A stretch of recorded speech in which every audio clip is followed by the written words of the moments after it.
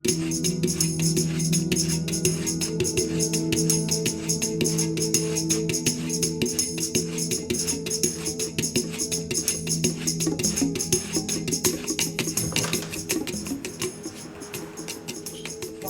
lūgti hospice dienas centrā.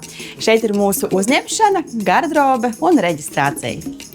Šeit ir mūsu atpūtas zona tuviniekiem. Tālāk mēs dodamies uz ārsta kabinetu. Šeit mums pieņems paliatīvās aprūpes speciālisti. Tad mēs dodamies uz procedūru telpu, kas mums arī būs kā atpūtas telpa mūsu klientiem pēc mazgāšanas.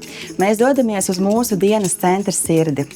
Vannas telpa, kas ir aprīkota ar īpašu vannu cilvēkiem, kurus var nomazgāt pilnībā guļus pozīcijā vannā zem tekoša ūdens. Šeit strādās divas aprūpētājas. Viena rūpēsies par to, lai klientam vienmēr būtu silts tekošs ūdens uz ķermeni, kamēr otra rūpēsies par to, lai šī ādiņa tiek apkopta un nomazgāta. Šobrīd mēs esam nomazgājuši šeit jau 70 pacientus, un gandrīz visi viņi raud. Jo cilvēks, kura ķermenis mēnešiem un pat gadiem nav jutis siltu tekošu ūdeni un kurš nav sačubināts, samīļots. Klienti pie mums ierodās vai ar speciālo transporta līdzekli, vai arī paši ar dažādiem funkcionāliem traucējumiem. Šie krēsli nodrošina klientiem, kuri vairāk ir guļoši, iespēju justies piederīgam, iespēju iziet ārā, pastaigāties vai paēst pie galda.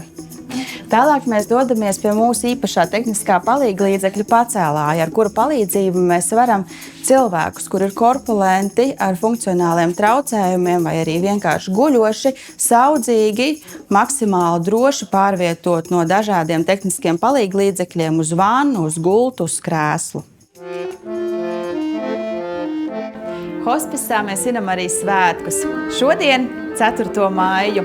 Ivars jau pie mums ir ieradies. Ceļā vēl viena kundze.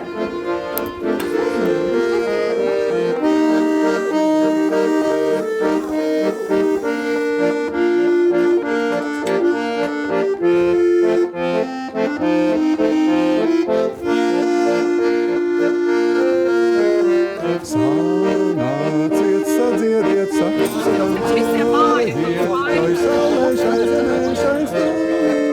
Šai stundā, kam cerības vārds.